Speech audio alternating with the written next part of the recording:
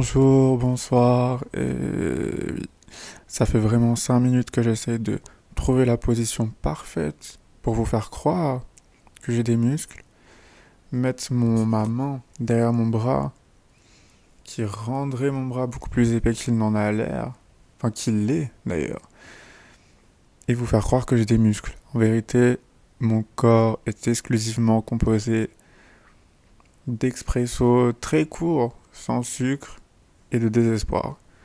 Mais vraiment pas de muscles pour le moment parce que je me mets sérieusement au sport. Vraiment.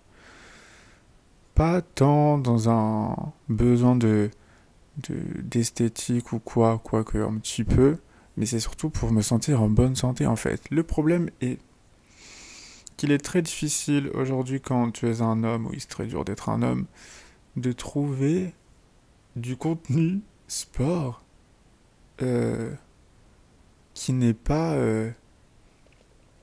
la DA des go muscu, la fameuse DA que tous les go muscu ont. C'est-à-dire que moi, j'essaie de trouver du contenu pour faire un programme, savoir ce que je mange, et puis me motiver quelque part. Parce que j'ai besoin de motivation dans ce pays. Et puis la salle, ça a pas l'air fun, quoi. Ça a l'air vraiment déprimant, terrifiant, terrible, horrible. Euh, et le truc, c'est qu'en fait, tous les go muscu ont la même DA. Les go muscu, s'il vous plaît. Vous voyez bien, j'ai besoin de faire du sport, voilà. J'ai besoin d'être motivé, j'ai besoin d'aller à la salle, etc. J'ai envie de regarder vos vidéos, etc. Mais pourquoi cette DA? Pourquoi cette DA? Je n'ai pas envie d'avoir le symbole berserk plaqué sur mon front, genre des t-shirts compression noire, tout est en noir et blanc, tout est sous filtre sépia, tout est plein de vengeance et de rage, et il faut se venger de ces ex, de tous ces gens au lycée qui s'étaient moqués de toi parce que tu n'étais qu'un pauvre ectomorphe, sans muscles, sans aura, genre. Tout ça sur de la funk russe, en train de crier en mode Dark Sasuke, que c'est, genre c'est très sombre, c'est très sombre.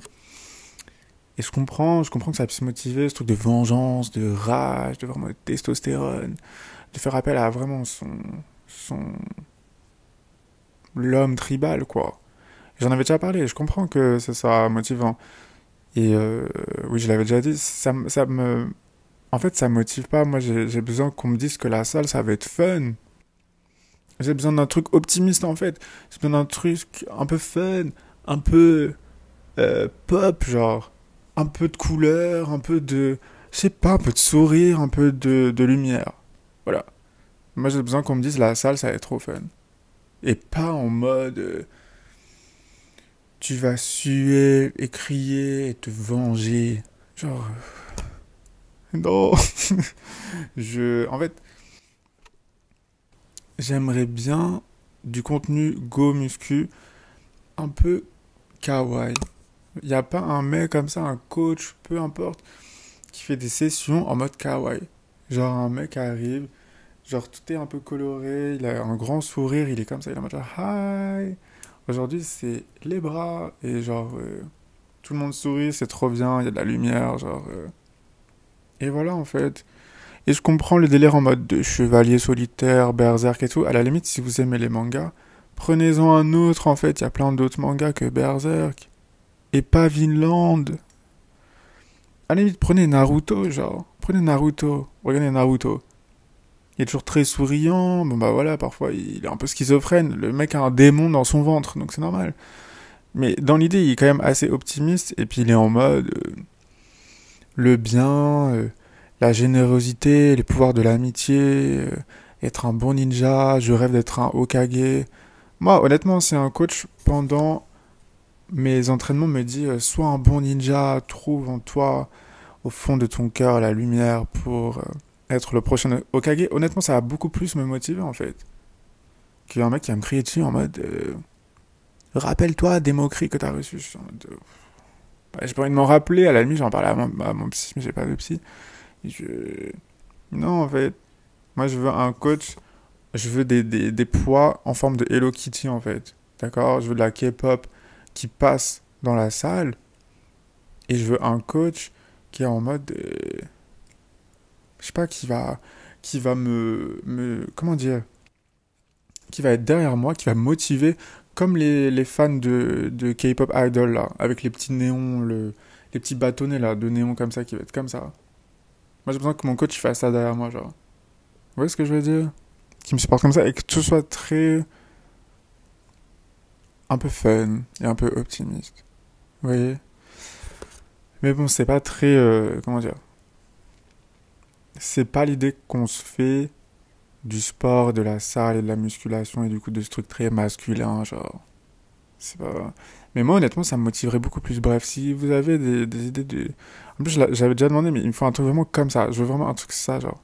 Kawaii, K-pop, fun, sourire, être un bon ninja, genre. C'est ça qui pourrait me motiver, je pense. Voilà. Et honnêtement, si ça n'existe pas, moi, je suis prêt à le faire. Je suis prêt, littéralement, je lance un compte à côté, juste séance de sport, en mode K-pop, kawaii et tout, genre. Voilà, avec des petits gifs de Hello Kitty qui en mode genre félicitations, genre séance terminée, arigato. Ouais, ce que je veux dire. Ça me motiverait beaucoup plus, genre. Ouais.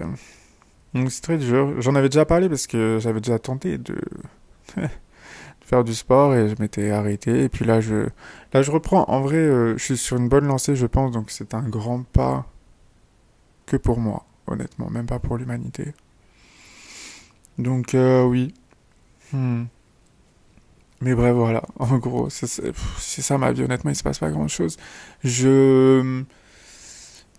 Qu'est-ce que... Attendez, je vais regarder ce qu'il y a sur ma liste. Honnêtement, j'ai écrit grand remplacement dans ma liste. Pourquoi j'ai mis ça? Ah oui. Bon, Oula, un 2 3 grand remplacement. Bon, j'en avais parlé pour le... Parce que c'était mon cosplay à la Japan Expo, j'avais cosplayé le grand remplacement. Et bref, je pense que vous savez ce que c'est à ce stade, quand même, le grand remplacement, qui est cette théorie totalement xénophobe, raciste, islamophobe, vraiment problématique sur tous les points. Cette théorie qui, en fait, pense que les étrangers vont venir sur le territoire pour voler les jobs, les maisons, les femmes, voler le pays et le transformer.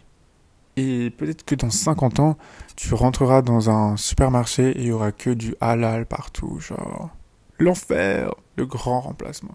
En gros, c'est ça le grand remplacement. Évidemment, c'est une théorie, je l'ai déjà dit, pour moi, c'est au même stade qu'un mec qui vient te venir, enfin, qui vient et qui te dit la Terre est plate, ou la Lune n'existe pas, ou il y a genre 3 lunes. Pour moi, c'est du même acabit. Pour moi, c'est un prank. Le grand remplacement, c'est vraiment un prank. Mais en même temps, j'aime bien l'expression le grand remplacement. Je trouve que ça sonne bien. Et je trouve que c'est un concept qu'on devrait un peu s'accaparer. Quand je dis on, je parle de... C'est quand même des théories très droite, extrême droite. Je dis on, du coup, je parle plus à gauche, forcément. Parce que je trouve que c'est un concept qui est intéressant. Et je pense que ce qui serait pas mal, en fait, c'est qu'on vole un peu tous les concepts de la droite et qu'on les remixe et qu'on se les accapare, genre. Euh, et typiquement, le concept de grand remplacement, je pense que nous, il faut qu'on le... Là, pardon, mais là, ça part vraiment en... Là, je me présente au présidentiel. Euh, il faut qu'on se l'accapare et qu'on change le sens des mots, en fait. Comme ça, quand les gens disent grand remplacement, c'est plus cette espèce de théorie, je sais pas quoi. On parle de vraies choses, de trucs factuels. Parce que honnêtement, si vous voulez une preuve que le grand remplacement n'existe pas, moi je suis arabe, je suis en France, je n'ai pas de travail, j'ai volé le travail de personne, j'aimerais bien. Je n'en ai pas, je n'ai pas de maison, j'ai volé la maison de personne, j'aimerais bien, mais ce n'est pas le cas, j'ai volé la femme de personne, vous pouvez me dire. Genre donc c'est factuellement faux, d'accord?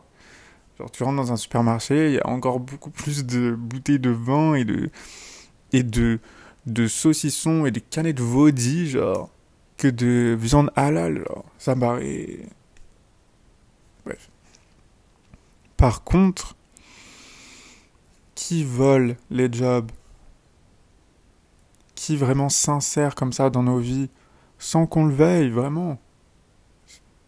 Je vous le donne en mille. Ce n'est pas une ethnie, en fait, ce n'est même pas quelqu'un, ce n'est pas notre espèce. Ce sont les IA, ce sont les machines, la nouvelle technologie, ce sont méta, c'est les algorithmes, là on peut parler de grand remplacement, d'accord? Donc on peut garder cette expression, mais alors donnons un sens quand même logique. Vous voyez ce que je veux dire? Donc si un jour vous m'entendez dire grand remplacement, sachez que je ne parle pas des étrangers évidemment, je parle de l'IA en fait, et de l'automatisation, de la ubérisation, c'est ça qu'ils disent. Et voilà, quand tu vas dans un supermarché, non, en fait, il n'y a pas de... le rayon halal ne s'est pas agrandi. Par contre, les caissiers n'existent plus. Les caissières sont parties aussi. Par contre, les caisses automatiques sont maintenant là. Donc, voilà ce qui a été remplacé. Ce sont ces jobs-là qui sont remplacés. Pas par des Arabes, genre. Par des caisses automatiques, par des interfaces, par des technologies qui sont, en fait, dans une logique libérale. Bref. Je pense que c'est comme ça qu'on devrait parler du grand remplacement, et je pense que, par exemple, du coup, on devrait un peu reprendre toutes les logiques un peu racistes et remplacer, en fait, arabe par robot ou IA. IA, oui, intelligence artificielle, interface, méta, algorithme, voleuse de données, genre. Voleuse de données, là, qui s'insère comme ça dans notre quotidien.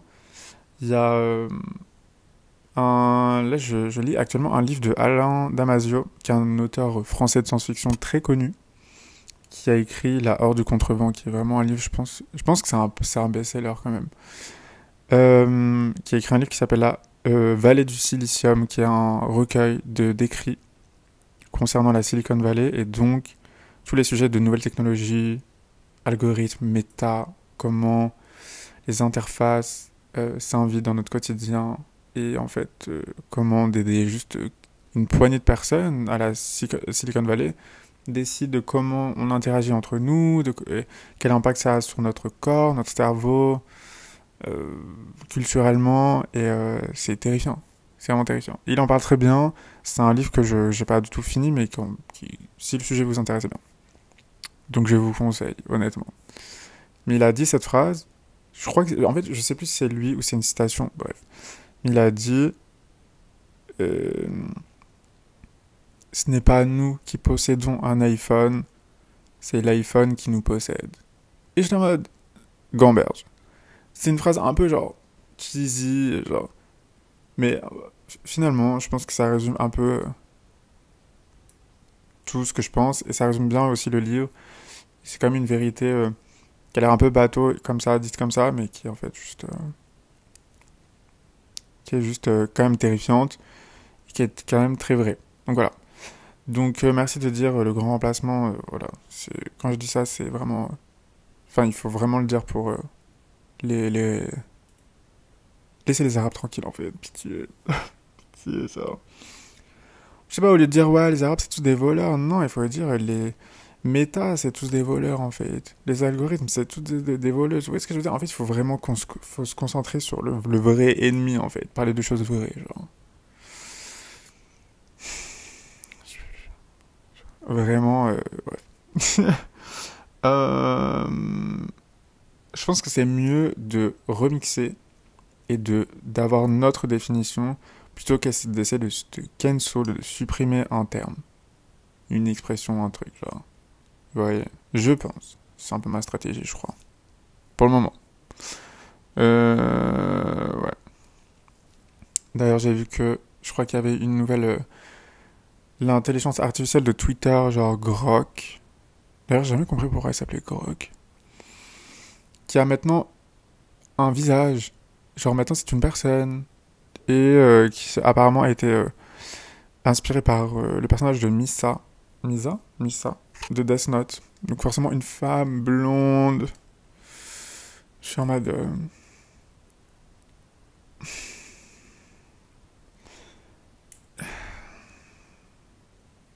faut vraiment... il faut peut-être enlever... Peut-être qu'il faudrait faire un test. Et comme au temps où les femmes n'avaient pas le droit de vote, et bien peut-être qu'il faut tester ça avec les hommes, genre quelques années, et leur enlever le droit de vote. Forcément, je participe du coup à cette expérience, et pendant peut-être 10 ans, ouais, pendant 10 ans, les hommes n'ont pas le droit de voter. Et voyons comment le monde évolue, genre. Parce que je pense qu'à un moment, il faut faire des tests pour essayer de comprendre d'où vient le problème, et mon petit doigt me dit que peut-être ça peut aussi venir des hommes. Et là, en même temps, j'ai l'impression de sonner un peu comme un espèce de faux allié féministe, genre, qui manipule les femmes, c'est horrible. Mais je pense vraiment qu'on devrait faire des expériences comme ça, et vraiment, le truc de l'intelligence artificielle qui ressemble à Misa de Death Note, on est vraiment dirigé par des incels, en fait. C'est une dinguerie, genre, c'est une dinguerie, c'est terrifiant. Mais, moi, ce que je vous conseille, c'est de sortir de chez vous, et d'éteindre un peu son tel, de se mettre en ne pas déranger, qui est un mode iPhone que j'aime beaucoup. Ne pas déranger. Ça, c'est vraiment le meilleur mode, en fait. C'est peut-être le meilleur outil du téléphone, je pense. Donc, ouais, sortez de chez vous. Pitié, sortez de chez vous. Moi, je suis sorti de chez moi, honnêtement. Je suis allé au musée. En fait, au musée, j'étais un peu en mode... mais, enfin... Bon, là, c'est un peu en mode podcast. Moi qui, vraiment, en premier... Révolution, genre. Euh, J'ai déjà fait plein de musées dans ma vie. Je sais très bien ce que c'est comme type d'espace. Mais là, je sais pas pourquoi ce musée-là, dont je tairai le nom, je dis ça comme si j'allais out quelqu'un.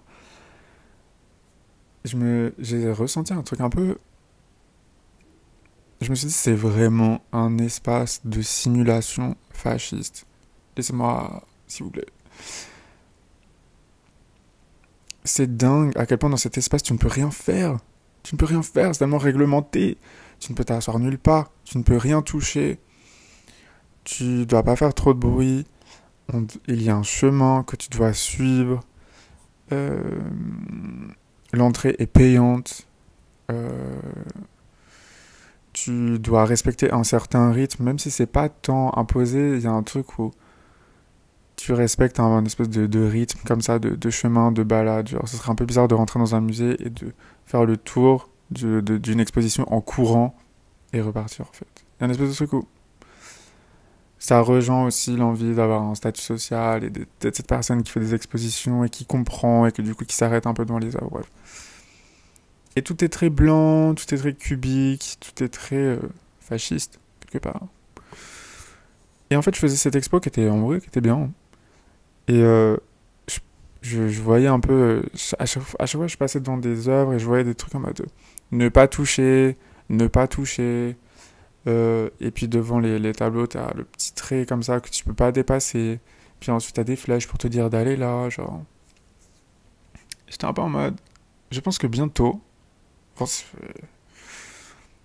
peut-être qu'en fait les musées, et quand je dis que c'est vraiment une simulation, c'est que je pense que tout l'espace va devenir comme ça en fait. Tout l'espace, genre la rue, les restos, le cinéma, genre tous les lieux qui ne sont pas chez nous, donc l'extérieur. Et je pense vraiment même la rue va vraiment devenir comme ça, je pense, dans quelques temps, si ça ne s'arrange pas, honnêtement, et je pense qu'on est en bon chemin, on va pas se mentir. Et je pense que on sera dans des espaces où il y aura des chemins imposés des listes de règles à respecter euh, qui seront de plus en plus longues, je pense, et des listes qui seront un peu placardées partout. Qu'on ne pourra plus s'asseoir nulle part, que en fait on ne pourra plus, même qu'il y aura une limite de volume, qu'on ne pourra pas parler trop fort.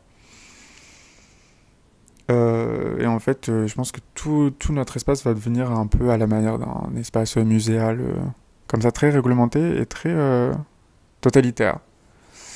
Et c'est vraiment ce que je me suis dit quand j'ai fait cette expo, j'étais en mode... ça a l'air très serein, très reposant comme ça, genre, y a pas de bruit, genre, on te dit où aller, genre...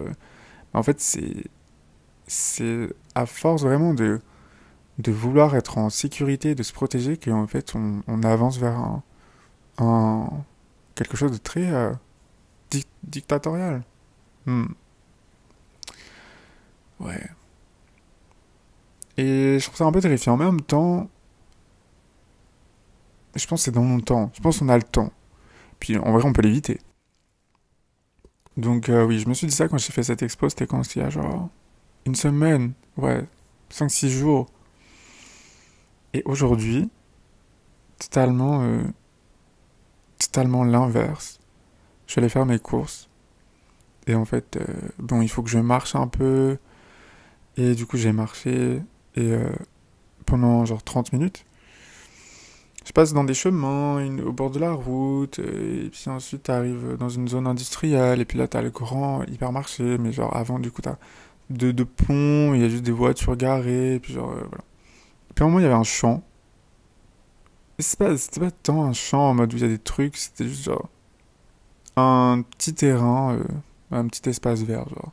Mais pas du tout aménagé en fait. C'était un espace comme ça où juste plein d'herbes et de fleurs ou de que sais-je avait poussé et qu'en fait c'est trop petit pour construire un truc, mais en même temps c'est assez grand pour qu'il y ait une biodiversité, je suppose. Et voilà. Et c'était très fouillis, un peu chaotique comme ça et tout, genre. Et vraiment je passais à côté, j'étais en mode waouh, c'est vraiment tout l'inverse de l'espace genre du musée que je venais de faire quelques jours avant. Je me suis dit mais on a enfin, ça fait trop du bien en fait. Vous allez me dire, je suis lunaire, je suis. Oui.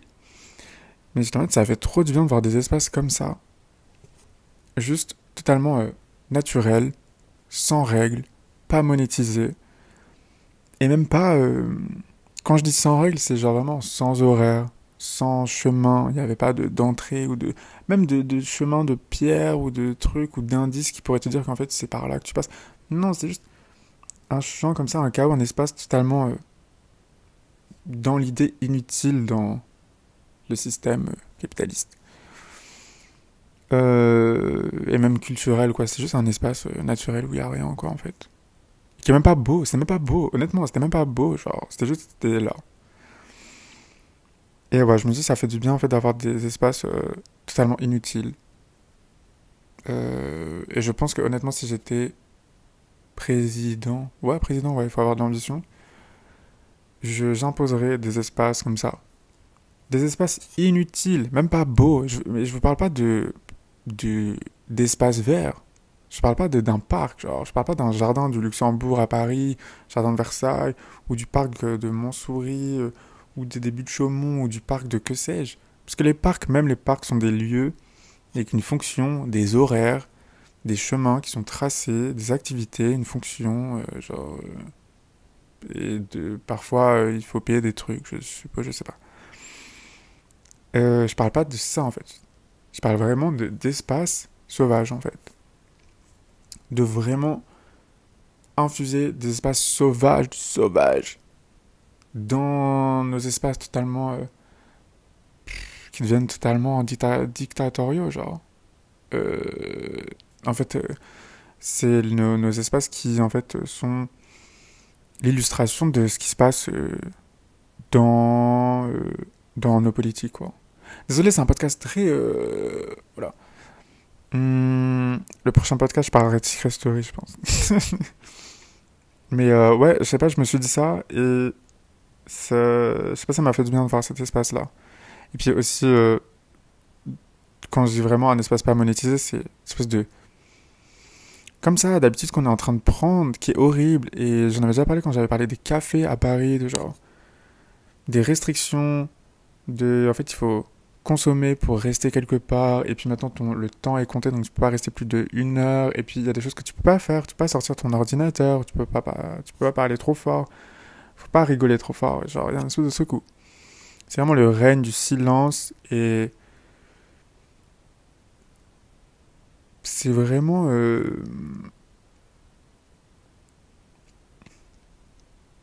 on est vraiment en prison en fait quelque part. Quelque part. Bon, j'abuse un peu. J'abuse un peu. Mais en même temps, je sais pas, je trouve que j'abuse pas en fait. Carrément, je perds ma voix. Il y a vraiment ce truc du règne du silence en mode. Il y avait un article comme ça qui était sorti. Honnêtement, si je le retrouve, je vous le mets là. Je pense que c'était. Je sais plus quel journal. C'était un truc british ou américain, bref. qui parlait du lien entre genre le silence et la bourgeoisie, je suppose, ou genre le privilège, bref, comme quoi les quartiers riches étaient silencieux, et que c'était une forme de privilège ou que sais-je, bref. Je vais pas dire de bêtises, donc si je retrouve l'article, je vous le mets. Si je le retrouve pas, bah désolé. Mais il y a vraiment ce truc-là en fait. Et en fait, c'est des espaces un peu morts, des espaces vraiment silencieux, des espaces, il ne se passe rien. Il n'y a aucune interaction, il n'y a aucune vie, parce qu'en fait, tout est tellement réglementé. Bref. Euh, donc, euh, donc voilà. Honnêtement, je pense que... Bon, en fait, je peux pas être président, mais c'est pas grave. Et puis, dans une autre vie, je serai président.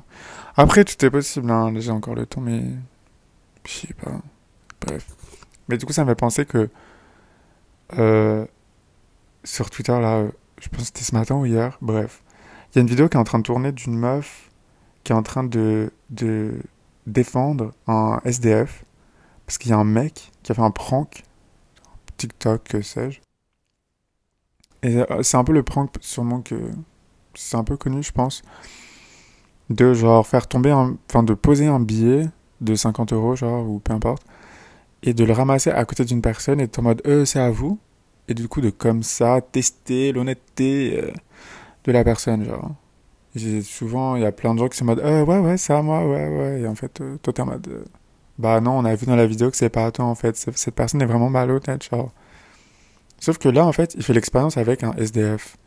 Donc, il met le billet derrière un SDF, il le ramasse, et forcément, le SDF, en fait, qui est en survie, qui n'a pas de maison, genre, en mode, enfin, qui est dans un même état mental de survie, genre. Et du coup, qui a un billet de 50 euros comme ça, de quelqu'un qui lui demande, est-ce que c'est à toi? Forcément, il dit oui.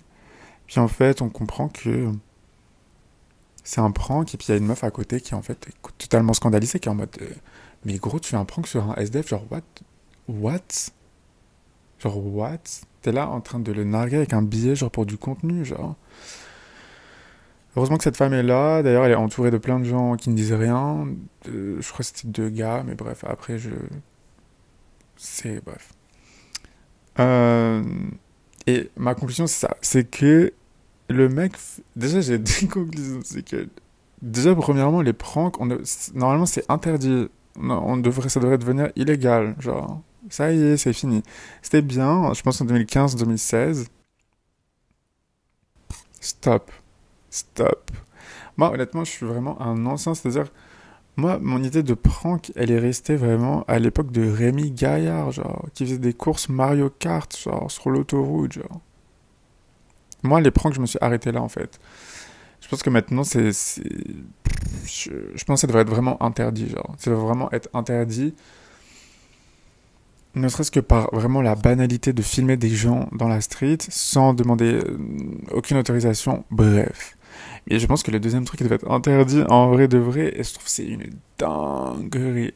Et je sais que c'est rien, mais je pense que vraiment les lunettes Ray-Ban, les fameuses lunettes Ray-Ban, c'est très pratique, qui filment comme ça là, sans qu'on voit qu'on filme. Je comprends même pas pourquoi c'est vraiment en libre, enfin en vente comme ça, genre de manière totalement banale, genre. C'est une dinguerie, pour moi c'est dingue à quel point on est devenu genre des caméras de surveillance entre nous. Genre on se surveille entre nous, on se filme entre nous, genre. Et vraiment le espèce de dictature de la visibilité, genre en mode tu peux être filmé, tu peux finir je ne sais où sans le savoir, genre. Et ces lunettes c'est vraiment une arme, genre tellement dangereuse. Et pour moi, le truc de lunettes qui filment, mais dans ma tête c'était, je sais pas, c'était, il y a 10 ans, c'était un truc en mode de James Bond en fait. Un truc d'espionnage, un truc fantasque. De vraiment, ouais, je sais pas, c'est comme les stylos qui filment en fait, je sais pas, ou un laser dans ma bague, c'est de la science-fiction, genre. Là, le fait que ce soit devenu vraiment un objet aussi banal et très populaire, et je comprends que ce soit populaire, en vrai, mais moi je pense vraiment que ça devrait être pas légal, genre. Vraiment pas légal. Parce que c'est trop dangereux, genre. C'est trop dangereux, et bref, pour venir à la vidéo, Je... Bah en fait, j'ai rien à dire. De toute façon, c'est totalement scandaleux. Enfin, je pense que... Je pense que TikTok a vraiment changé la méta de, de ce qu'on s'autorise à filmer et faire dans l'espace public. Je pense qu'avant TikTok, il y avait déjà des pranks sur YouTube, etc. Mais j'ai l'impression que vraiment là, c'est à partir de TikTok que en fait l'espace public est devenu totalement un spectacle sans limite pour du contenu et des pranks qui est sûrement un des pires contenus possibles. À la limite, les interviews à Châtelet-Léal, je suis un peu en mode ok. Ok, moi je suis pour. Vraiment, je suis pour. Genre. Oui. Et je finirai sur ça, sur les trucs pas que j'interdirais si j'étais président ou que je rendrais en tout cas illégal. Déjà, j'augmenterai le prix du matcha. Voilà, ça, je vais pas développer, ça me paraît ok. J'interdirai aussi, en plus des pranks, les... Comment on appelle ça? Les one-man shows. Je comprends pas pourquoi c'est encore... Après, peut-être là, c'est moi qui deviens un peu dictatorial quand même. Hein. Y a rien de grave avec les one-man shows. Tu sais, c'est vraiment des goûts personnels. En vrai, je trouve que c'est toujours un peu... Après, je ne connais pas la culture du one-man show. Peut-être qu'il y a une nouvelle génération d'humour, etc. qui, voilà, prend le relais et qui réinvente ses codes. Parce que c'est vrai que moi, tous les codes que j'ai un peu de one-man show, c'est peut-être des choses qui commencent à dater et qui sont tout le temps les mêmes. C'est les mêmes gags, c'est les mêmes blagues, c'est les mêmes codes, genre, qui sont vraiment... Et sûrement que j'ai cet avis parce que je suis une minorité, bah, mais qui sont en fait toujours sur des clichés, des trucs... Mais sûrement qu'il y a une nouvelle génération qui est peut-être vraiment drôle. Bon, je retire mon voilà, 49.3, on enlève le... J'autorise les one-man show. Par contre, un truc, et je finirai sur ça, et c'est parce que j'ai croisé quelqu'un avec un chien tout à l'heure, et qui m'a vraiment mal regardé. C'est sur une trottinette électrique. Et cette personne m'a regardé en mode attention. Et genre qui a pris son chien un peu par le col, genre, je sais pas, sûrement pour pas qu'il me poursuive, je sais pas. Et ma première pensée qui était un peu médisante, je vous l'accorde, c'était vraiment en mode, en fait, quand t'as pas trouvé de passion, quand t'as pas trouvé de hobby, quand tu trouves pas de direction, quand t'as du mal à construire ton identité, quand en fait il y a comme un vide en toi, il y a une espèce de quelque chose qu'il faut compléter. Pareil, t'arrives pas à le faire toi-même, peut-être que t'as la flemme. Une solution facile, c'est d'adopter un chien, d'acheter un chien, genre. C'est un peu la première pensée que j'ai eue, j'étais en mode... c'est vraiment des gens qui utilisent ces animaux pour en faire leur identité, et je me dis, non, Imran, en vrai, c'est hyper médisant de dire ça, tu peux pas dire ça. Sûrement qu'il y a un peu de vrai là-dedans, mais en vrai, bon, je connais des propriétaires de chiens et de chats qui sont très très sympas et qui aiment vraiment comme un enfant. C'est leur animal. Mais en fait, je trouve, je sais pas si c'est une tech trop woke ou que sais-je, bref. Mais je trouve que c'est une dinguerie d'être propriétaire d'un autre être vivant. Je trouve que c'est vraiment une dinguerie. Je trouve que le concept d'animalerie, genre même le nom, il est trop bizarre. Une animalerie, genre. Une animalerie. Demain, je peux acheter un perroquet, après-demain un hamster, et dans 3 jours, un yinche, genre. Et je fais mes courses juste après. Mais comme ça, en fait. Je trouve que c'est un peu une dinguerie. Je trouve que c'est un peu une dinguerie. Je pense que je l'interdirais. Je fermerai toutes les animaleries. Hum. Ouais, sans aucune hésitation, je fermerai toutes les animaleries. Euh, Évidemment, je laisse ouvert les... Comment on appelle ça? Les refuges, les trucs comme ça. C'est marrant parce qu'il y a un chien qui est en train d'aboyer, genre. Euh, mais je trouve que c'est une dinguerie, aujourd'hui, d'acheter des animaux, genre. Et à la limite, genre, si t'es un mec qui a un troupeau de chèvres au fin fond de la Creuse, qui a une ferme, bon bah d'accord. T'as un chien qui va t'aider à... Tu le sens, tu les vois, tu le sens qu'ils sont faits pour ça, genre.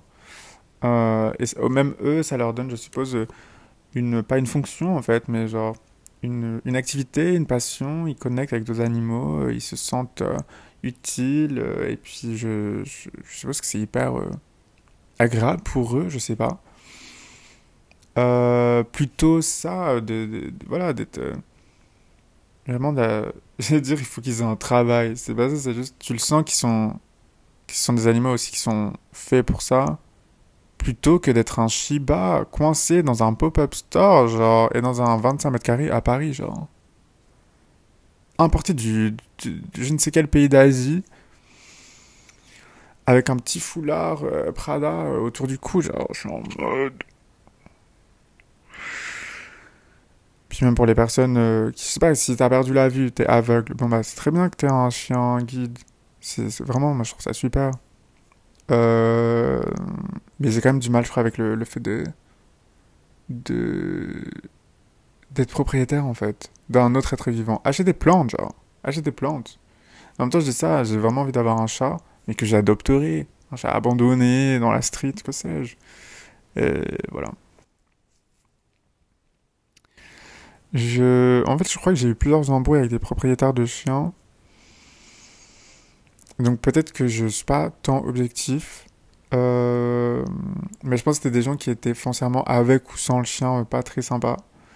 Euh, Et qui étaient, je pense, en manque d'identité, hein, quelque part. Voilà, écoutez, si vous avez un chien ou un chat, eh bien, embrassez-le ou là de ma part. Et puis voilà. Moi, j'avais un poisson, c'est à peu près la même chose. Bon, un poisson qui s'appelait Karen, il était, Yel. C'était plutôt un poisson de gender fluide en y réfléchissant. Donc pas trop de pronoms, je vais dire Yel. Euh, A pas vécu très longtemps finalement. Une fin un peu tragique. Et c'est peut-être là aussi où je me suis dit, bon, c'est peut-être pas normal d'avoir un être vivant. Bon, Yel me manque parfois, c'est vrai. Écoutez, sur ce, j'ai l'impression, je sais même pas, honnêtement, ça fait 40 minutes que je parle, je ne sais même plus ce que j'ai dit, je sais même pas si c'est, j'espère que ça vous aura plu, et puis voilà, je vous dis à bientôt, je pense que, en fait, je sais pas si je vais faire une vidéo sur Secret Story, on va voir. Je vous souhaite une très belle vie, honnêtement. Je pense que voilà. Je pense que se souhaiter une bonne journée, c'est plus suffisant là. C'est vraiment, il faut se souhaiter une bonne vie. Et, euh, et je vous dis à bientôt. Prenez soin de vous et buvez de l'eau. Beaucoup d'eau, ouais, c'est important pour la peau.